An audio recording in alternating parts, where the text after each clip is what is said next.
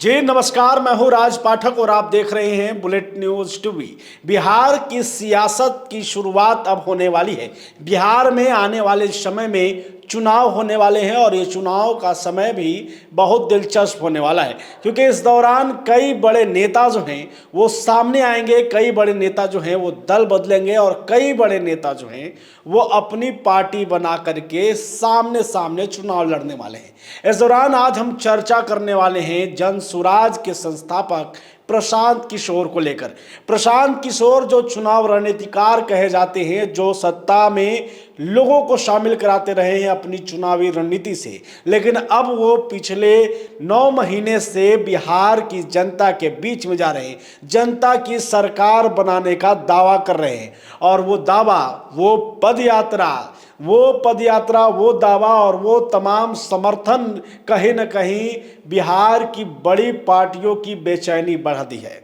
दरअसल राजद जिस तरीके से प्रशांत किशोर को लेकर के बयानबाजी दे रहा है, जिस तरीके से एक्शन ले रहा है, उसके बाद प्रशांत किशोर ने भी तंज कसते हुए नेता प्रतिपक्ष और तेजस्वी यादव पर जमकर हमला बोला। उन्होंने कहा कि अगर हिम्मत है तो अपने उन समर्थकों, अपने उन कार्यकर्ताओं को रोक कर दिखा दीजिए जो हमारे साथ जुड़ना चाहते हैं। प्रशांत किशोर ने कहा है कि हमारी पार्टी न जाति पर बात करने वाली है, न धर्म की बात करने वाली है।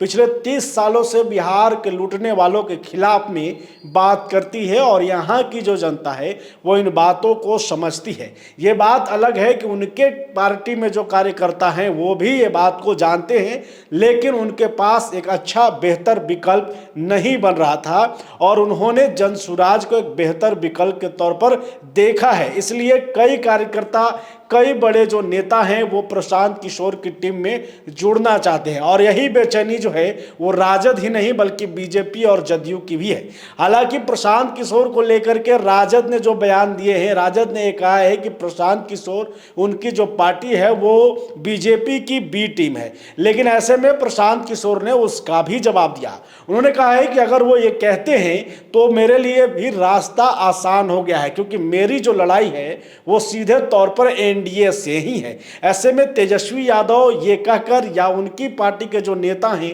ये कहकर के कहीं ना कहीं हमारे लिए बेहतर काम कर रहे हैं। देखिए, प्रशांत किशोर चुनावी रणनीतिकार हैं, उन्हें पता है कि कहां पर कौन सा बयान देना है, कहां पर क्या कुछ कहना है।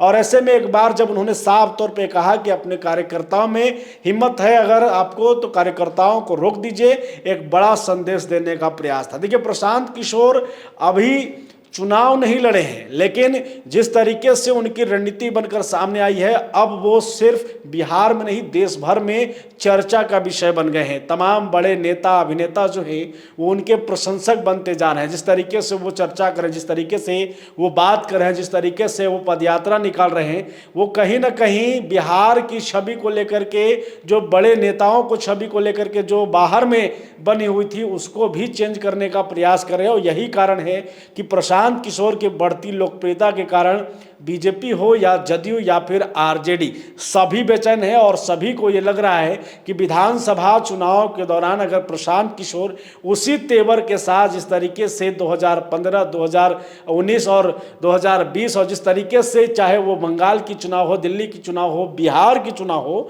जिस तरीके से उन्होंने अपनी चुनावी रणनीति से सत्ता जो है लोगों को दिलवाई थी, अगर वो अपने लिए अपनी रणनीति बनाएंगे तो फिर हमारे लिए बड़ी मुसीबत जो है वो बन सकते हैं। ऐसे में देखना होगा कि प्रशांत किशोर के इस हमले को लेकर के राजद का क्या पलटवार होता है। फिलहाल बने रहिए, लगातार आपको अपडेट देते रहेंगे। बहुत धन्यवाद।